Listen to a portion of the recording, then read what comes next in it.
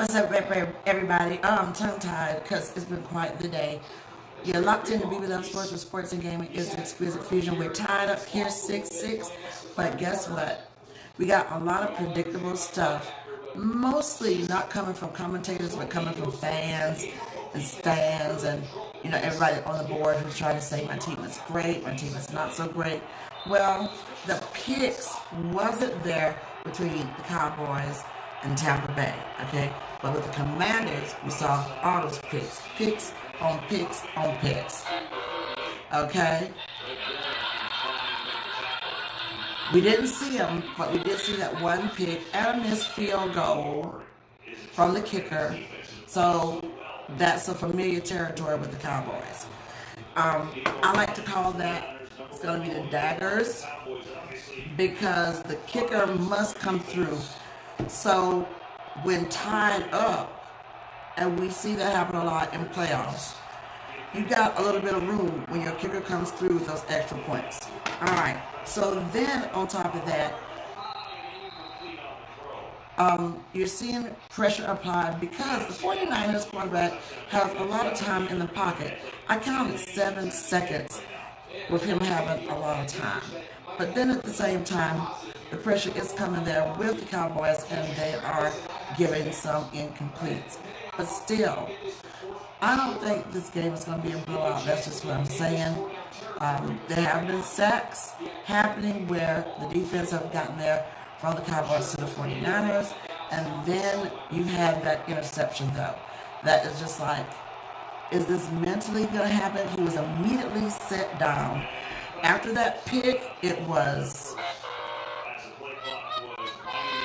come sit on the bench. And I will give McCarthy that, because if not, then it's going to be like open season for the Cowboys. Now, if he does any more picks throughout this game going into the second half, I think even if they do win, who they're going to face, which is the Eagles, they're going to be like trying to take them down.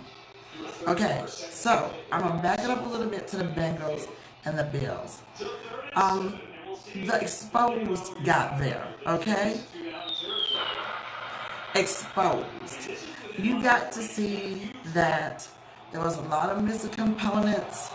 I think the Bengals was a lot more clutched, and they were playing in snow, which is a great thing to see, especially in winter season. So seeing them play in snow and not on artificial turf, we saw some really good football. But then, when we thought that the Bengals were going to get relaxed and they were past the 2-minute warning, then there was the dagger, the interception. It was a dagger, and they were just like, we're going to run up the points, we don't care, and it was a wrap. They held their composure good, and now they face off, and they wanted it. They wanted to face off with the Chiefs.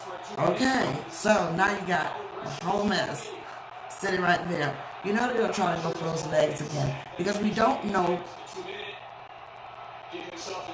what this, we don't know what the, I'm trying to listen and see what's going on.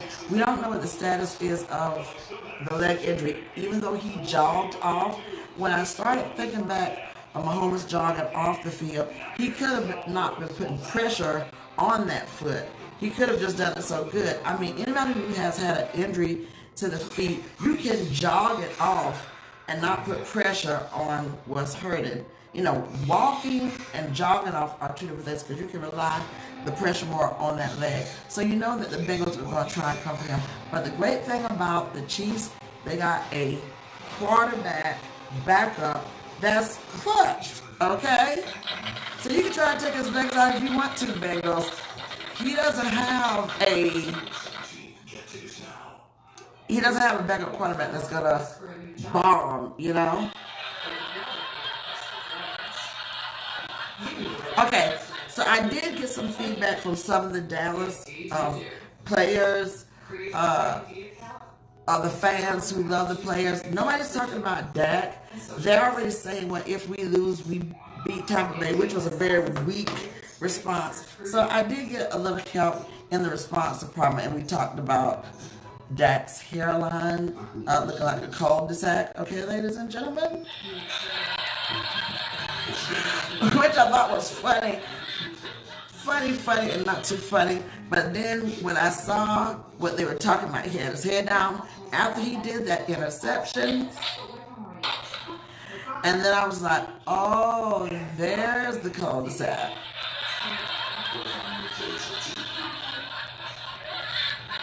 Okay, listen, you got the bajing, you got painted hairlines. I mean, he wants that because he wants that, okay? So, all right, so we'll be hitting those boards tomorrow, but right now we're going to see who's going to do what. It's still anybody's game. We haven't even gotten into the second half, but I'm still going to do my wild card. I think Dallas will pull it off, even with the lackluster performances there with the kicker, having the discussions.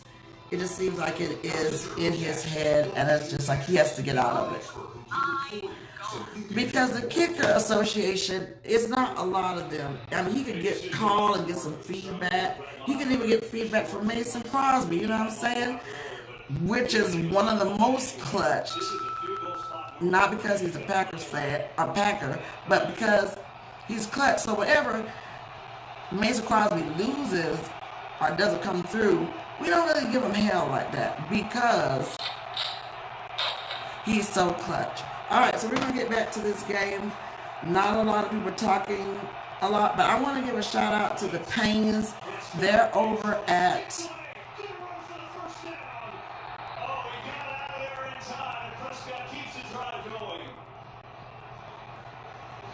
anytime you bring pressure, it's straight man. You see Fred Warner, the Mike linebacker. He loops on an outside stunt. Everyone else is in straight man. Nobody in the middle of the field. That picks it up with his legs. Over the middle, Pollard. Okay, so right now we want to give a shout out here on the Bengals and Bills game. We got people commenting on that game, and they was like, this is football, especially when I'm in my warm living room. Okay, so we got a little joke there because everybody was loving the snow game. Okay, and we want to give a shout out there where it says on Sunday we all are 49er fans, so that's a 49er fan.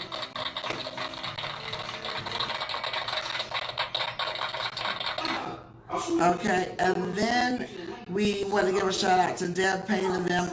They are over at Wet Bar, I think, in Charlotte. Let me just double check. The whole family is Dallas Cowboy fans, so I mean, you gotta really like. Okay, so they are. Okay, they're over at the press box. There's like come through. If you're Dallas fans, that's the Dallas location in Charlotte. So that's at the press box. And so I think they'll be upstairs. They have a private club, so you can come through. Real friendly, hardcore Dallas fans. So that's where they're gonna be at. If you're a Dallas fan, you know that's where they meet up at. So some of you may know Deb and them. So shout out to West Virginia. Okay, so everybody else, my aunt just checked in and she was just like, she has a house divided. Okay, her house divided is the New York Giants and Dallas Cowboys. That's a rough house divided right there. Giants have been sent home, so now I know she's praying her team does not get sent home.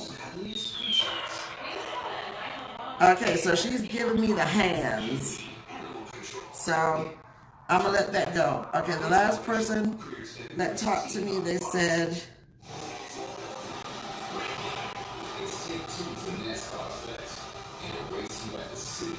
if we lose to San Francisco, we'll be all right. Let me see what the mood is. Usually Dallas fans be talking a lot, but even they're not sure about this team.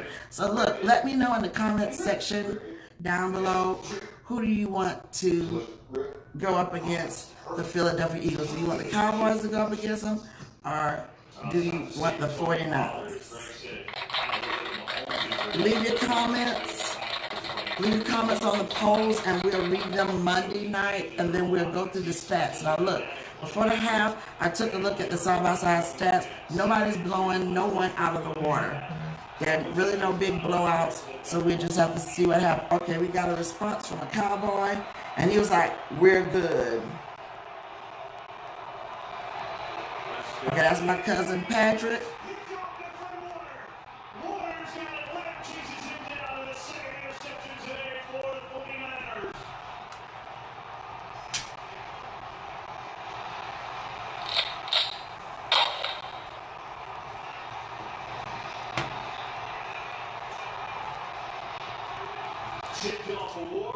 That's all I got.